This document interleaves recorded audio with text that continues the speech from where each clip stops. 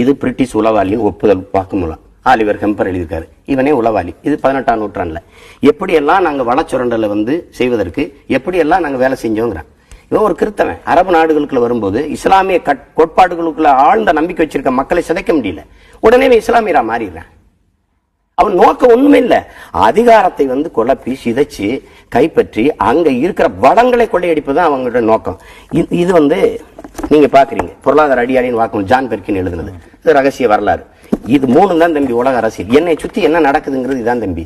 Hydro carbon எடுப்பேன், methane எடுப்பேன், ethane எடுப்பேன், அதை எடுப்பேன். இது எல்லாமே என்னன்னா வளர்ச்சிங்கிற பேர்ல எங்களை வார்த்தையில இனிக்க வைக்கிறது. வளர்ச்சி வேலை வாய்ப்பு, வளர்ச்சி வேலை வாய்ப்பு.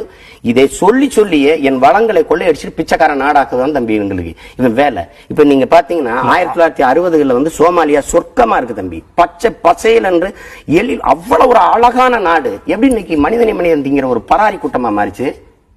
இதேதான் வளச்சுரண்டல் தான். ஏன் ஓட்டு விவசாயிக்கு தான். நமது சின்னம் விவசாயி. ஓட்டு பாருங்க ஓட்ட, அப்புறம் பாருங்க நாட்டை.